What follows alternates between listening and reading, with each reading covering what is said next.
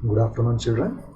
In this video, we are going to discuss about electricity chapter from IGCSE board. First, we will learn what is the source of this electricity, how exactly it is useful, what is the major reason behind establishing of charges. Then gradually at the end of the video, I have few numericals, few questions to solve. We will solve those questions. Electricity itself is a very vast topic. As you can see, there is one image which is clicked from the space. So electricity, as you can see in that image, we not only use for lighting purpose, we have a various uses. The major source of electricity is batteries. So to charge a mobile, to charge a laptop, to charge any kind of electrical appliances in the industries, to run a machine. We can't actually imagine a life without electricity. Now, what is the reason behind production of this electricity? What is the source? So about all that we are going to discuss in this chapter. So electricity is produced by a charge. Now what is charge? So charge is the inherent property of a matter. Just like mass, how every object possesses mass, we have a concept called as charge which is possessed by every object. Now this charge, where exactly this is present?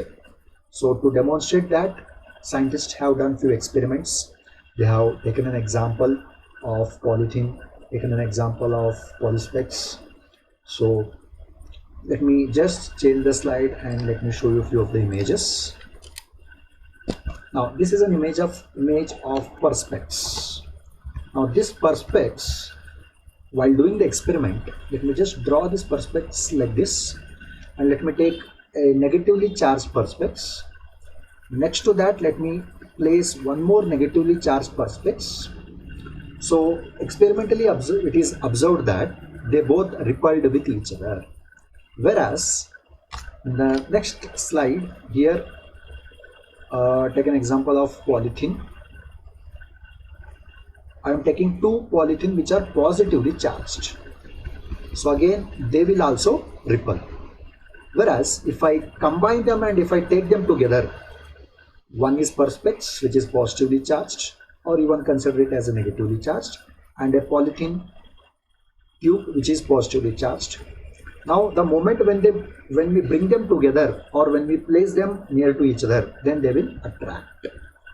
So by this we can clearly conclude by these experiments that charge got one basic property, that is like charges repel. Positive repel, negative repel. Whereas opposite charges, that is positive negative, that is in this case, they will attract. So this is one of the basic property of a charge.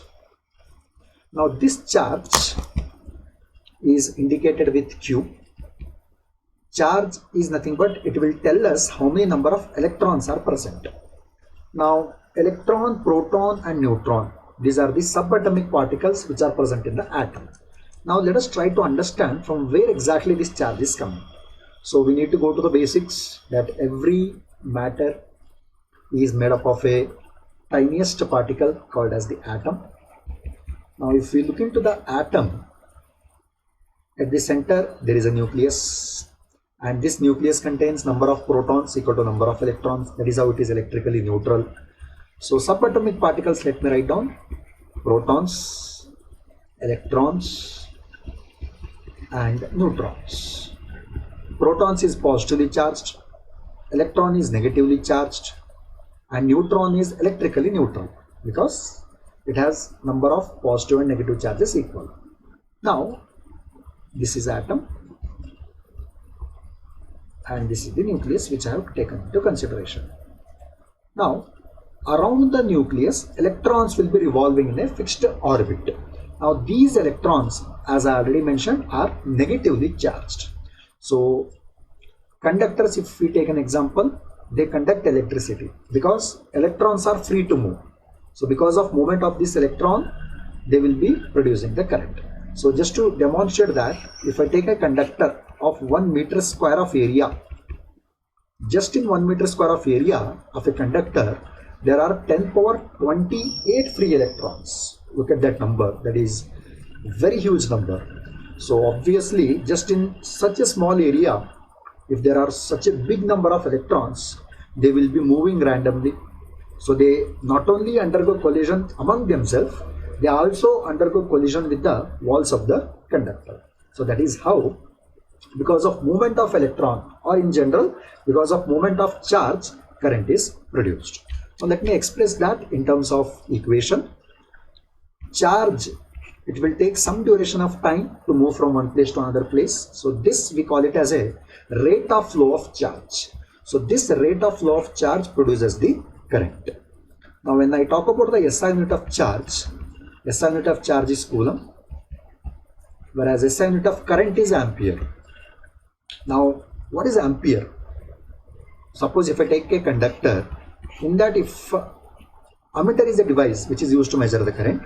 So if we are measuring current by ammeter, and if it comes out to be 1 ampere, that means there is a flow of 1 coulomb of charge every 1 second. For every second there is a flow of 1 coulomb of charge. But not necessarily every time we get 1 coulomb of charge. There might be charges whose value is much more lesser than the 1 coulomb. So such smaller charges we are going to discuss. We have 1 millicoulomb. 1 millicoulomb. This is how we indicate 1 millicoulomb. So the value of 1 millicoulomb is a 10 raised to minus 3 coulomb, or 1 by 1000 coulomb, or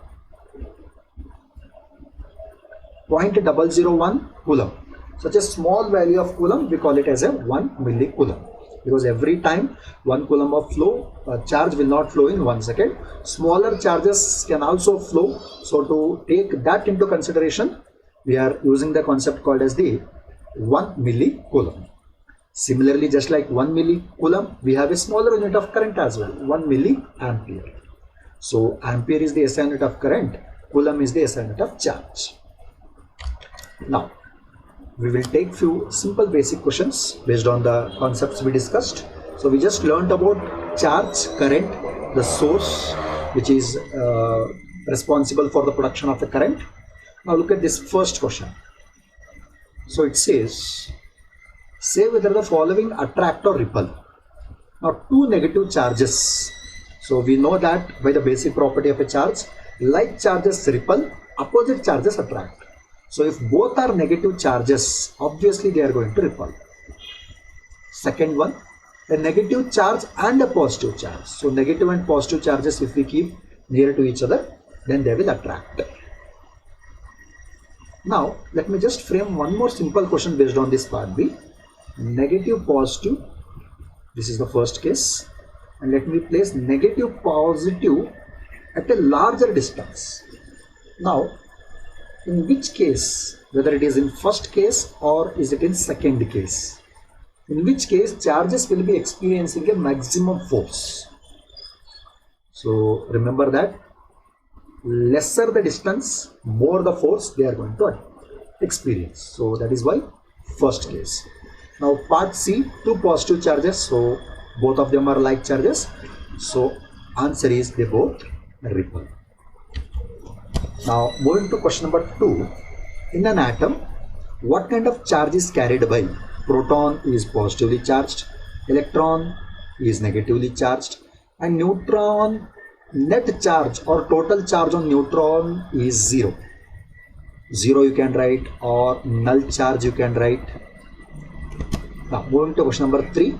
Problem, it is conversion related. Convert these currents into ampere. So ampere is the SI unit of current, but if you look at part A, they have given in the smaller unit of current, that is in milliampere. So 500 into milli, we know that 1 milliampere is 10 raised to minus 3 ampere. 1 milliampere is 10 raised to minus 3 ampere. Now ampere, write down as it is, replace milli with 10 raised to minus 3. So further can be solved it as 500 is 5 into 10 power 2, 10 power minus 3 as it is. Now law of indices, basic mathematics I am going to use. If bases are same, I can add the powers. So 2 plus of minus 3 is, plus into minus is minus, 2 minus 3 is 5 into 10 power minus 1. So I'm supposed to do it with respect to 10 powers, not with the digit 5, because 5 is a constant number. So 5 into 10 power minus 1 or 5 by 10, which is nothing but 0.5 ampere. Now part B, 2500, again that I'm converting into ampere. The given question is in milli. So milliampere is nothing but 10 raised to minus 3 ampere. So 2500, see, convert maximum numbers into 10 powers so that your calculation becomes very easy. So I will carry forward this 10 power minus 3 as it is, and let me keep 2500 as 25 into 10 power 2, because 10 square is 100, 100 into 25 is 2500. So 25 as it is. Now again same law of indices, if bases are same I will be adding the powers. So 2 plus of minus 3 is 2 minus 3, 2 minus 3 is minus 1. So 25, 10 power minus 1, bring it to denominator, it will become 10 power plus 1. So 25 by 10 is a 2.5 ampere. That means 2500 milliampere is equal to 2.5 ampere. So this is how conversion can be done. Now moving to last question. What charge? See, you need to visualize this. What charge is delivered? So that means probably there might be one conductor. So to this conductor, maybe with the help of one of the source, we'll take an example of battery. When you combine cells, grouping of cells is called as the battery. So from this battery, how much charge you are supposed to deliver under certain condition? First condition is a current of 10 ampere flows for 5 seconds. So condition is very clear. How much charge you are going to supply from the cell to that conductor? Condition is we need to produce a current of 10 ampere just in 5 seconds. So basic equation of current I am going to use. Current is rate of flow of charge, Q by T. So I want to know how much charge I am supposed to supply. So charge becomes I into T whenever we cross multiply. So current is 10 ampere and time is 5 seconds. And we also need to make sure that given quantities are in SI unit. SI unit of current is ampere and time is second. So no need to convert anything. So both the values are in SI unit. So just direct substitution will give us the final answer also into SI unit. That is SI unit of charge is coulomb. So 10 ampere into 5 seconds. So charge becomes 10 into 5, 50 coulomb, because SI unit of charge is coulomb. Now there is one more part of the question. In part B, again same charge only we are going to find out, but this time current is 250 milliampere. See, in first case it was 10 ampere. Second case 250 milliampere, very small current. But SI unit of current is ampere. So my first preliminary step is convert this current which is given in smaller unit, that is in milliampere, into ampere. So let me do that first. 250 milliampere. Milli means 10 raised to minus 3. Further I can simplify this as 25 into 10. 25 into 10 is 250. So 10 into 10 power minus 3 is 10 power minus 2. And this much of smaller amount of current need to be flowing through the conductor in 40 seconds. So smaller current, but duration of time is more. So time required is 40 seconds, which is already in SI unit. No need to convert anything. So again basic equation of current I will be using. Current is rate of flow of charge. But I want to know what is the charge I am supposed to supply so that I can fulfill that condition. Charge is current into time. Current, now you need to be very careful. Current, you need to substitute the converted value, not the given value or the smaller value. So converted value is 25 into 10 power minus 2, and time is already in SI unit. Again 40 I will write it as 4 into 10 for the simplification of the calculations. So 25 into 4 is 100. 100 is again 10 square, and this 10 power minus 2 into 10 is going to become 10 power minus 1. So 2 minus 1, if I same use the law of indices, if bases are same I can add the powers. So 2 plus of minus 1 is 2 minus 1, which is 1. So a charge of 10 coulomb is flowing in the second case. Now if you compare the cases, in first case current was more, 10 ampere, so flow of charge was 50 coulomb, which was more. So more the charge flow, more the current is produced, is what we can conclude by this. In second case, only 250 milliampere, the current was very less. So if you want to make a lesser amount of current to flow, obviously this charge supply is also less. So from 50 coulomb it became 10 coulomb, so lesser than 50 coulomb. So like this we will be solving. So concepts are very, very important. If you are firm with the concept, and if you are well versed with the concept, and if you keep on practicing those concepts, then numericals are going to become very, very easy. So with that note, we'll end this video. Thank you all for your valuable time.